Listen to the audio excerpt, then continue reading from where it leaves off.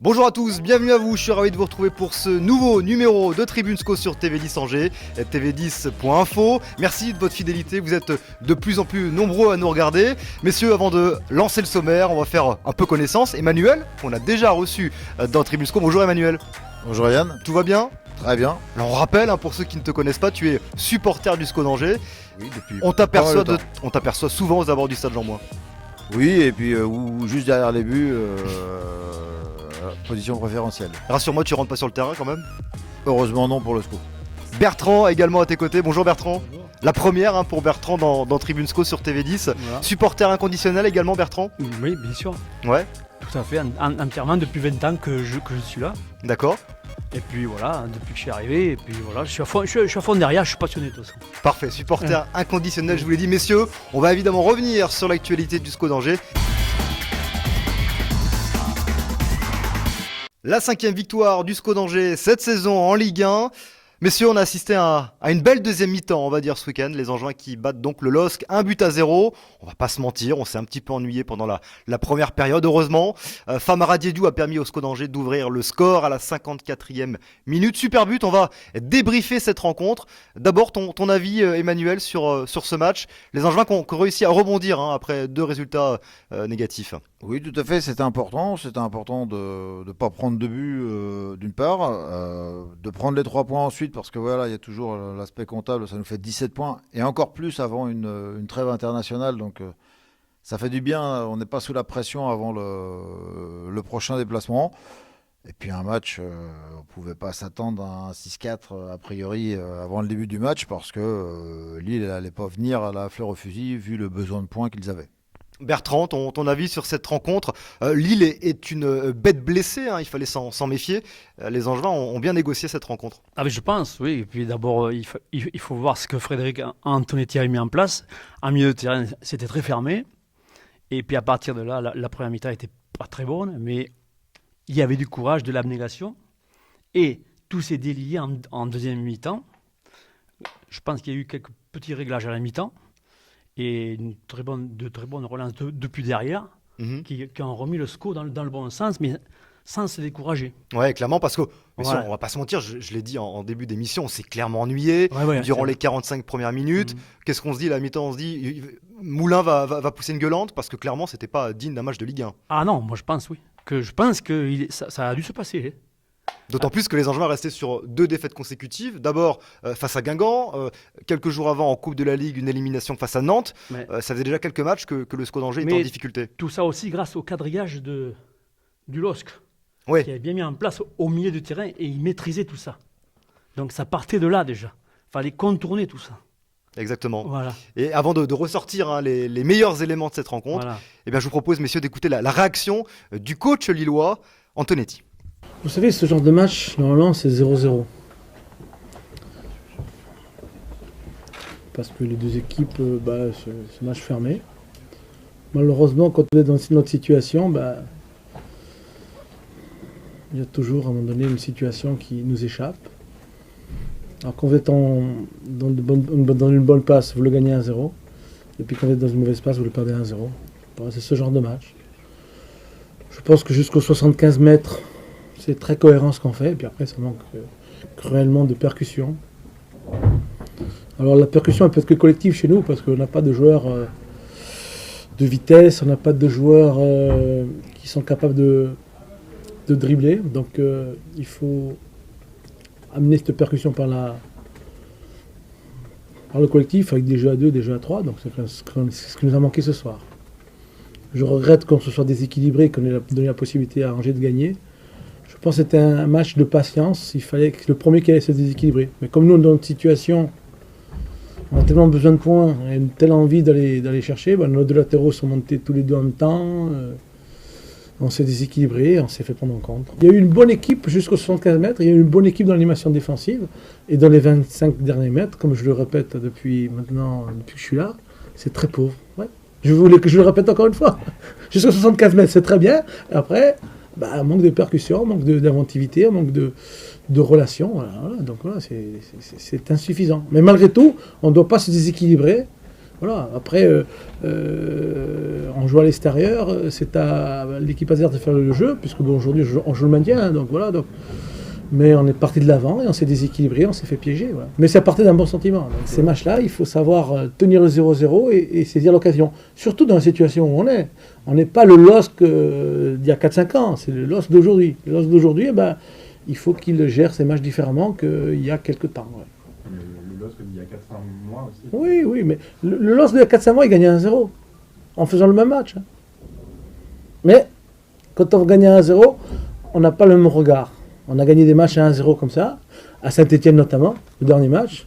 On a gagné ce genre de match à 1-0. Comme je vous dis, c'est 0-0 les matchs. Puis ça bascule pour vous parce que vous êtes dans une bonne dynamique, parce que ça fait partie des choses positives qui vous arrivent. Voilà. Donc voilà, on a gagné des matchs. Je me rappelle, on a gagné contre Caen à 1-0 chez nous. Je peux vous dire que le match était pauvre aussi, mais c'était une dynamique positive. C'était positif. Voilà. Ça fait partie des périodes de football qu'on doit avoir vécu, qu'on doit savoir traverser et surmonter surtout. Voilà, messieurs, pour la réaction du coach lillois. Frustré, évidemment, Frédéric Antonetti, parce que ça ne va pas dans le bon sens en ce moment pour le LOSC. Et comme souvent, lorsqu'une équipe marche bien, tout roule pour elle. À l'inverse, pour le LOSC, c'est très compliqué en ce moment. C'est clairement l'équipe, on va dire, la plus décevante de ce début de saison de Ligue 1, avec un effectif capable de jouer l'Europe. Le LOSC qui n'est pas du tout à sa place. Les Angevins ont réussi à en profiter. Qui, à votre avis, a fait le meilleur match? Traoré était énorme sur cette rencontre, mais également Famara Diédhiou, qui a inscrit son 5e but de la saison. Emmanuel. Oui, ces deux joueurs-là, Diédhiou a été réaliste, un peu de situations, il a pesé pendant 90 minutes. J'ai bien aimé Vincent Manceau aussi. Faut pas oublier Andreu qui a eu un sale boulot à faire, puisqu'il avait son attaquant à museler et aussi Corchia qui était le seul vrai poison lillois à prendre, avec quelquefois deux joueurs pour lui tout seul. Et Corchia, quand il monte, c'est toujours un sérieux danger. Donc voilà, un match sérieux aussi de ces deux joueurs-là. Et saluons quand même la parade en fin de match de Mathieu Michel, qui là clairement sauve son équipe. Il n'a pas eu beaucoup de travail pendant cette rencontre. Exactement. Et puis on peut aussi pointer du doigt, messieurs, là, le 5e but de Famara Diédhiou qui est en réussite. Ça fonctionne bien avec Karl Toko Ekambi, auteur d'une super passe décisive. Mais alors quel travail de Traoré sur le but angevin qui remonte le ballon et qui arrive à mettre en orbite clairement Karl Toko Ekambi, puis ensuite Famara Diédhiou sur l'ouverture du score angevin. Ce but, il est magnifique. Tu peux nous le raconter, Bertrand? Oh ben écoute, moi je le vois partir. Il contre un ballon derrière déjà, et puis il se relance. Et puis, il part dans le trou, et puis il prend un relais avec, je ne me rappelle plus qui déjà, devant, avec qui il prend le relais déjà. C'est Karl Toko Ekambi peut-être qui le remet en jeu. La remettre pour Diédhiou. Voilà, et après il pique au centre avec Famara. Et puis voilà, et puis ils sont là pour. C'est l'instinct du buteur quand même, voilà. Diédhiou, parce que bien placé, c'est clairement le renard des surfaces. Famara Diédhiou, heureux papa, meilleur buteur du SCO avec 5 réalisations. Ouais. Alors si autant l'an passé, les Angevins n'excellaient pas sur le front de l'attaque, cette année, on prend quand même du plaisir. Mais exactement, tout à fait. Emmanuel. Oui, tout à fait. C'est vrai qu'on a vraiment un plus offensif avec Famara Diédhiou, un vrai buteur. Une belle entente avec Karl Toko Ekambi qui paraissait pas forcément évidente, et tout ça en l'absence de Ketkeo qui, à mon avis, aurait pu apporter plus encore. Les Angevins arrivent à glaner cette 5e victoire de la saison. On sait que c'est important parce que le SCO d'Angers joue plus que jamais le maintien après une superbe saison l'an passé. C'est rassurant quand même de voir Angers capable de battre des équipes comme le LOSC, même si Lille n'est pas à sa place, Bertrand. Oui, exactement. Oui. Parce qu'en plus, c'était un match légèrement charnière. Il risquait de se faire rattraper derrière, comme il pouvait basculer devant. Et ils ont pris ces 3 points. Ça leur a permis de laisser tout le monde derrière. Exactement. Voilà. Allez, voilà pour le débrief de cette 12e journée de Ligue 1. On passe tout de suite au débat de la semaine. On va parler du banc angevin. Est-il au niveau? On en parle tout de suite. Allez, c'est parti pour le débat de la semaine dans Tribune SCO. Je vous rappelle que vous pouvez réagir sur les réseaux sociaux, sur Twitter, via le hashtag TSCO, mais aussi en rejoignant la page Facebook de la chaîne, ou alors en vous connectant sur le site internet tv10.info. Messieurs, le débat de la semaine, on va se poser la question. Le banc de touche du SCO d'Angers, le banc angevin est-il au niveau? On sait que Stéphane Moulin a fait tourner, notamment en Coupe de la Ligue, avec ce match où les Angevins se sont fait sortir par le Football Club de Nantes. Alors l'équipe était trop faible parce que Nantes était plus fort. Ce banc de touche, messieurs, ce banc angevin, est-ce que vous trouvez qu'il est au niveau? Emmanuel? C'est difficile à dire, parce que c'est vrai qu'on l'a vu une seule fois à l'œuvre, c'était contre Nantes, sauf qu'il n'y avait pas d'habitude de jeu, de lien entre les joueurs. Il y avait beaucoup trop de changements pour voir les joueurs individuellement. On a tendance à dire non, quand on voit Dixon, qui est un petit peu étonnant au niveau physique. Étonnant, c'est-à-dire Emmanuel, Bah, étonnant.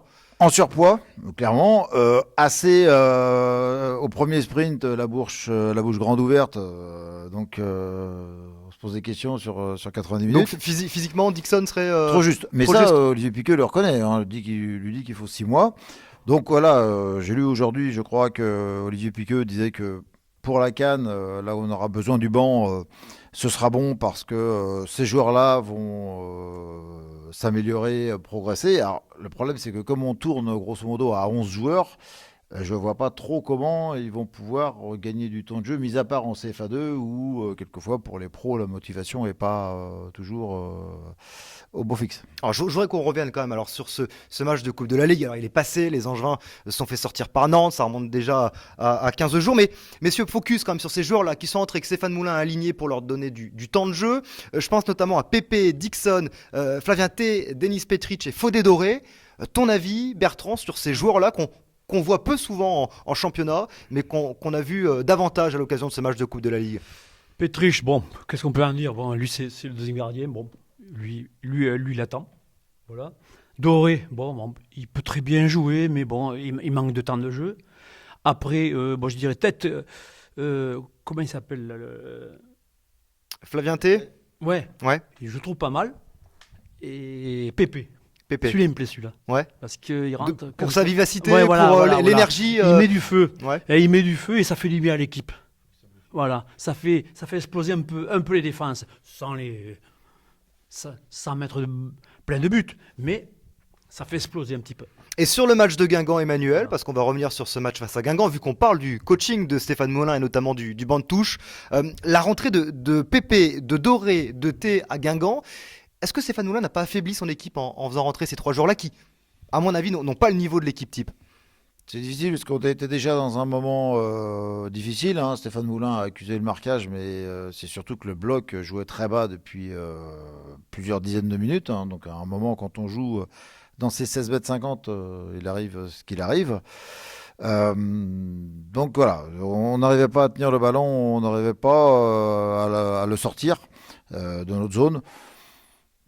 Les joueurs n'ont pas apporté grand-chose, mais je ne pense pas qu'ils aient beaucoup affaibli le niveau au moment de leur entrée. Pas aidé par son banc en tout cas. Non, voilà, ils n'ont pas apporté un plus, ça c'est sûr.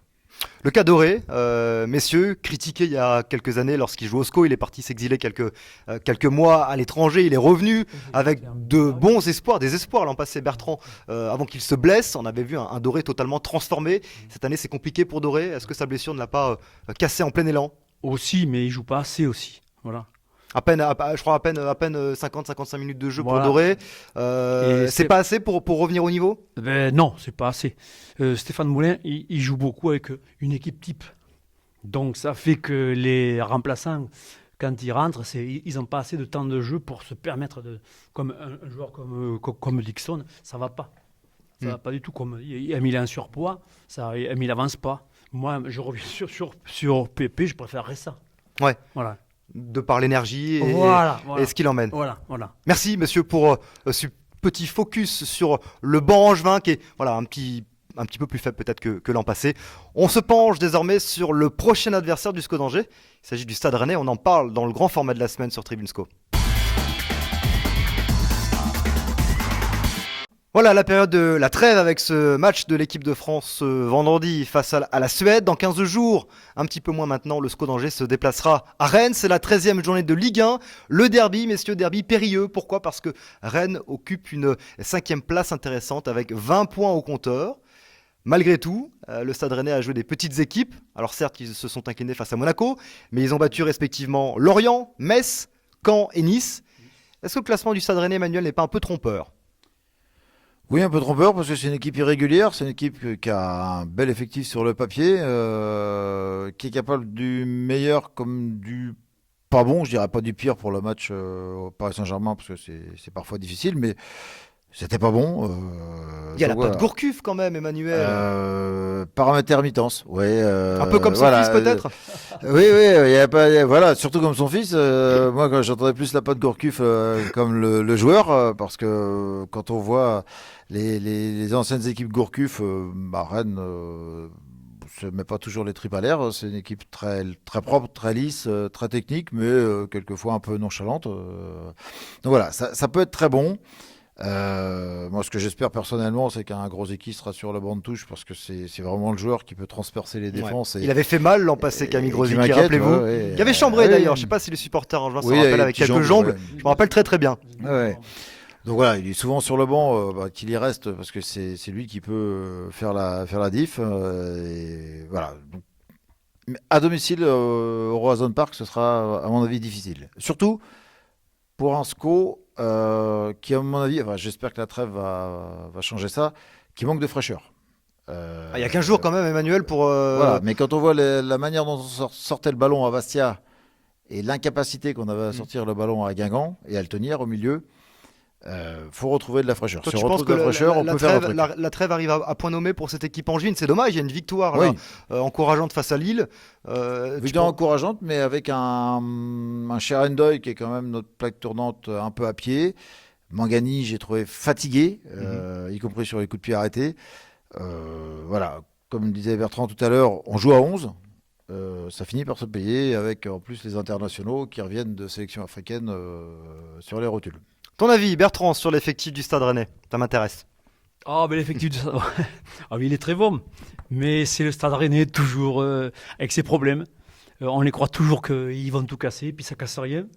Les débuts de saison du Stade Rennais sont souvent plein de promesses. Ouais, Après, ouais. ça se complique pour le Stade Rennais, en règle générale. Pourtant, l'effectif est là, il y a quand même des joueurs. Alors, petite information pour les supporters angevins, c'est plutôt une bonne nouvelle. Pedro Henrique sera suspendu face à Angers. Ça, je pense que c'est plutôt positif. On va revenir quand même, messieurs, sur ce match face au Paris Saint-Germain, parce que bon, jouer Paris, c'est évidemment très compliqué. Il y a quand même eu, à noter, la belle première demi-heure du Stade Rennais, qui se fait plomber par ses deux buts, et derrière, ça devient compliqué pour Gourcuff et ses joueurs. Il y a des erreurs de marquage face au Paris Saint-Germain à pointer du doigt. Malgré tout, le Stade Rennais a quand même fait une belle première demi-heure. Est-ce qu'il faudra s'en méfier de cette équipe rennaise, Bertrand? Moi, je dirais que le Stade Rennais a joué 20 minutes. Pas Bon, plus. tu es moins gentil que moi. 20 minutes, moi je pense, voilà, moi ça c'est mon avis. Et après, ils ont laissé pisser. Fait, Oh non, mais il n'y a pas de souci. Pardon. Tu as le droit. Voilà, c'est tes mots, tu as le droit, il n'y a pas de souci. parce que moi j'ai trouvé que ça allait pas du tout. Après, on aurait dit qu'ils avaient tous lâché. Je comprenais pas. Je comprenais pas. Ils ont joué 20 minutes. Ils prennent 2 buts un peu casquette, c'est vrai. Mais après, j'ai pas bien compris. Gourcuff a dit après que le PSG était plus fort, qu'il jouait pas dans la même cour. Enfin, il l'a fait comprendre. Voilà. Mais moi, je comprends pas pourquoi ça a tellement lâché comme ça. Pronostic, monsieur, sur cette 13e journée de Ligue 1, Bertrand? Oui. Ton pronostic sur Rennes-SCO? Rennes-SCO, moi je pense que le SCO, ils peuvent gagner là-bas. Ok. Oui.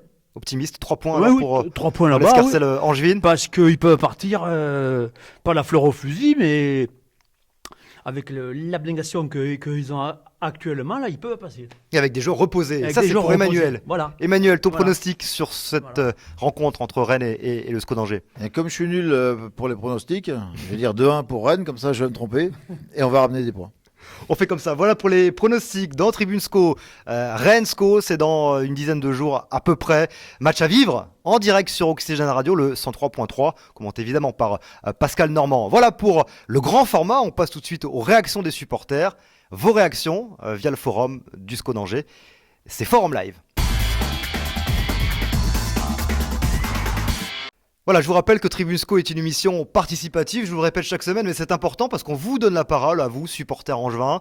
Alors, soit en réagissant sur le forum, on va pêcher des informations, soit en réagissant via le hashtag sur Twitter, TSCO, ou alors en vous connectant sur le site internet de la chaîne tv10.info. Messieurs, Forum Live, je vous explique le principe, surtout pour Bertrand, puisque Emmanuel, tu connais désormais le principe de la chronique.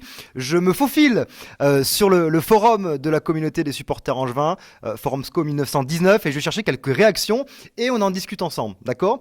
La première réaction dont on va parler, elle est notée par Spio. Mention plus à Traoré pour son action qui amène le but et pour sa maîtrise en défense.